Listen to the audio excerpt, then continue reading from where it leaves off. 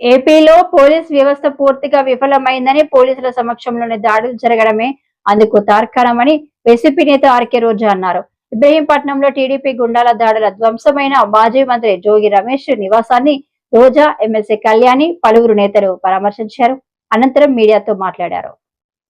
ఒక తప్పు చేస్తే అధికారంలో ఉన్న వాళ్ళని నిలదీయటం అనేది ప్రతిపక్షంలో వాళ్ళ హక్కు. అది సరి చేసుకోవాల్సిన బాధ్యత అధికారంలో వాళ్ళకి ఉంది. అది తప్పైతే సాక్ష్యాధారాలతో చూపించాల్సిన అవసరం కూడా వాళ్ళకు ఉంది.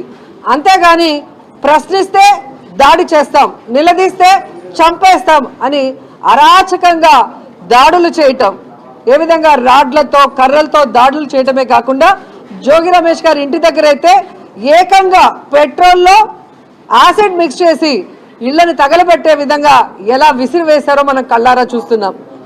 ఈరోజు మనం ఆంధ్రప్రదేశ్లో ఉన్నామా, ఆఫ్ఘనిస్తాన్లో ఉన్నామా అని అర్థం కావట్లేదు.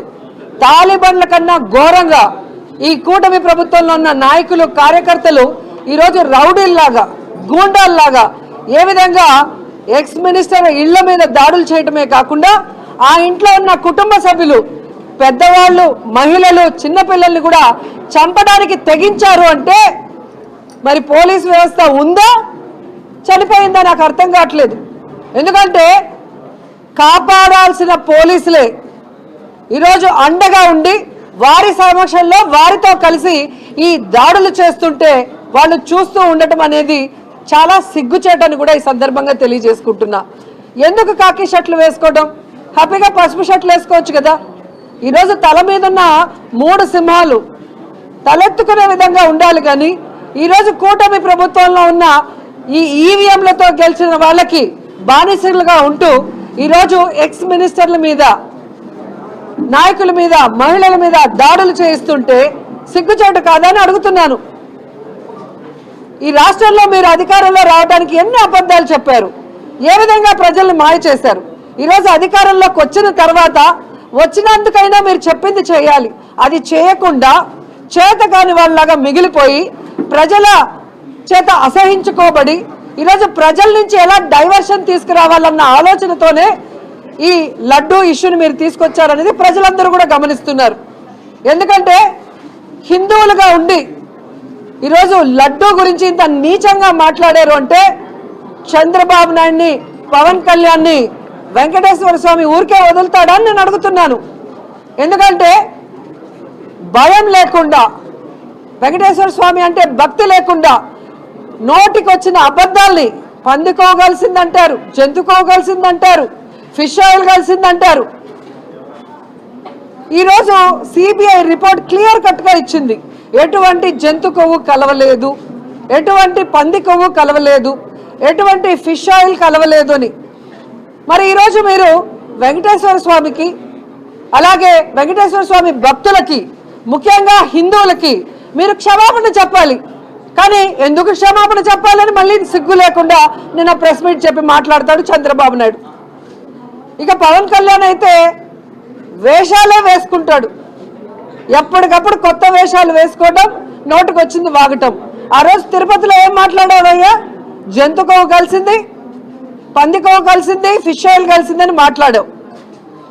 తర్వాత ఏకంగా అయోధ్యకు పంపిన 1,00,000 లడ్డూలో జంతు కొవ్వు, పంది కొవ్వు, ఫిష్ ఆయిల్ కలిపి పంపించారని చెప్పావు. ఈరోజు తిరుపతి లడ్డూలో ఎటువంటి జంతు కొవ్వు, పంది కొవ్వు కలవలేదు అని చెప్పి సిబిఐ ఇవ్వటమే కాకుండా ఈరోజు అయోధ్యకు పంపించిన లడ్డూల్లో కూడా నాణ్యమైన నెయ్యినే వాడారు, ఎటువంటి జంతు కొవ్వు, పంది కొవ్వు లేదని స్పెసిఫిక్గా కూడా మెన్షన్ చేసింది. మరి పవన్ కళ్యాణ్ ఎన్నిసార్లు క్షమాపణ చెప్పాలి వెంకటేశ్వర స్వామికి, హిందువులకి, అలాగే వెంకటేశ్వర స్వామి భక్తులకి? కానీ సిగ్గు లేకుండా నిన్న ప్రెస్ మీట్లో కూర్చొని మేం కాదు చెప్పడం, మాకు క్షమాపణ చెప్పాలి అంటారు. మీకెందుకు క్షమాపణ చెప్పాలి? చంద్రబాబు నాయుడు బూట్లు వేసుకొని పూజలు చేస్తున్నందుక, లేదా ఇదే దుర్గమ్మ టెంపుల్లో అనుసంధానంగా ఉన్న 21 టెంపుల్ని గుద్దేసినందుక, లేదా తిరుమల వెంకటేశ్వర స్వామి లడ్డు ఎంత పవిత్రమైందో మనకు తెలుసు, దాని మీద అబద్ధాలు చెప్పినందుక? దేనికి చంద్రబాబు నాయుడు క్షమాపణలు చెప్పాలి? నీకెందుకు క్షమాపణ చెప్పాలో నువ్వు చెప్పాలి. ఈరోజు మీరు ఏదైతే మళ్ళీ ప్లేటు ఫిరాయించి ఆ లడ్డూ ఇష్యూని డైవర్ట్ చేయడానికి సిబిఐ మీ తప్పు అని తెలియజేసింది ప్రజలకు తెలిసిపోతుందని ఈరోజు అంబటి గారి మీద ఏ విధంగా దాడి చేయడానికి మీ ఎమ్మెల్యేల్ని, మీ గ్రంథాలయం చైర్మన్ని, మీ నాయకుల్ని ఎలా ఉసిగొల్పారు? పబ్లిక్గా రోడ్డు మీద కర్రలు రాడ్లు పట్టుకొని తిరుగుతుంటే పోలీసులు చోద్యం చేస్తున్నారంటే సిగ్గుచేటు. వీళ్ళంత ధైర్యంగా బయటకు వచ్చి దాడులు చేస్తున్నారు అంటే దీని వెనక ఎవరున్నారు? లోకేష్ ఉన్నది నిజం కాదా? చంద్రబాబు నాయుడు ఉన్నది నిజం కాదా? వీళ్ళు ఉన్నారు కాబట్టే వాళ్ళు బరి తెగించారు, వీళ్ళు ఉన్నారు కాబట్టే పోలీసులు మౌనంగా ఉన్నారనే దానికి ఈరోజు అందరూ కూడా అర్థం చేసుకోగలుగుతున్నారు. ఏకంగా అంబటి గారి ఇంట్లో దూరి వాళ్ళ వైఫ్, కూతుర్లు, అల్లుడు, పిల్లలు, మనవళ్ళు, మనవరాళ్ళు ఉంటే వాళ్ళని చంపడానికి ప్రయత్నిస్తారు. మళ్ళీ సిగ్గు లేకుండా ప్రెస్ దగ్గరికి వచ్చి మేము దాడి చేస్తాం, ఇలాగే చేస్తాం, మళ్ళీ మాట్లాడితే ఇంకా కొంతమందిని తీసుకొచ్చి ఇంకా పెద్దగా చేస్తామని ఒక ఎమ్మెల్యేగా ఒక మహిళ మాట్లాడుతుంటే ఆమె మీద, ఆమె మొగుడు మీద ఇంతవరకు కేసు లేదు.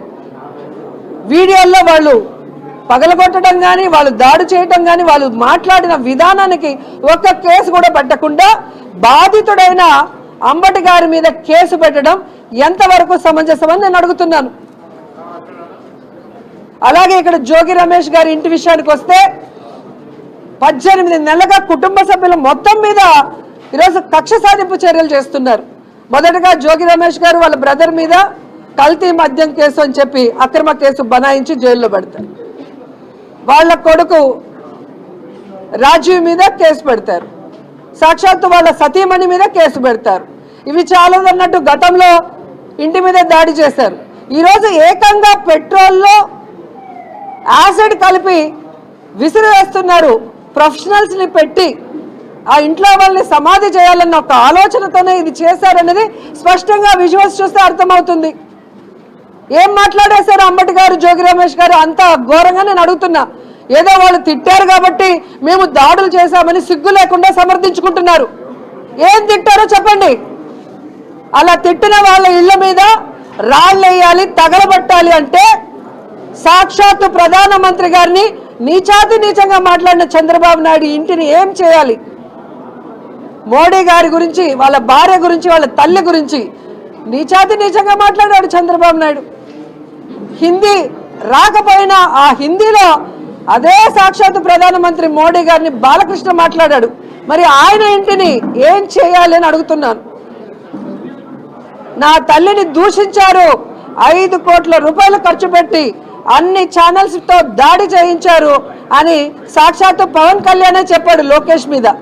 మరి ఆ రోజు పవన్ కళ్యాణ్ మనుషులు అనుకున్నంటే లోకేష్ ఇంటిని ఏం చేసి ఉండాలి ఒకసారి చెప్పండి. అమిత్ షా తిరుపతికి వస్తే ఏ విధంగా రాళ్ళు వేయించాడు, ఏ విధంగా ఆయన మీద చెప్పులు వేయించాడో మీరందరూ చూశారు. మరి అమిత్ షా చంద్రబాబు నాయుడు ఇంటిని, ఆ వేసిన కార్యకర్తల నాయకుల ఇంట్లోని ఏం చేయాలో ఒకసారి మాట్లాడండి. నా గురించి బండారు సత్యనారాయణ మాట్లాడాడు. ఎవడైనా అన్నం తినేవాడు ఆ విధంగా మాట్లాడతాడా? వాడిని ఏం చేయాలి, వాడి ఇంటిని ఏం చేయాలో ఒకసారి చెప్పండి. మీ తెలుగుదేశం పార్టీలో, జనసేనలో నీచాతి నీచంగా మాట్లాడతారు. పైన చంద్రబాబు నాయుడు నుంచి కింద స్క్రాప్ వరకు ఎమ్మెల్యేలు లేదు, వాళ్ళ కుటుంబ సభ్యులు లేదు, వాళ్ళ పిల్లలు లేదు, అందరి మీద మార్ఫింగ్లు చేస్తారు, అందరి మీద కేవలంగా మాట్లాడతారు. పచ్చ ఛానల్ని కూర్చోబెట్టి ప్రెస్ మీట్ పెట్టి వల్గర్గా మాట్లాడతారు.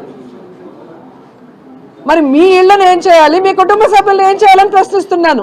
మేమే రెచ్చగొడుతున్నాం ప్రజల్ని, మీరు రెచ్చగొడుతున్నారు. ఈరోజు ప్రజల్ని భయభ్రాంతులు చేస్తుంది మీరు. ఎందుకంటే ఎక్స్ మినిస్టర్లు మమ్మల్ని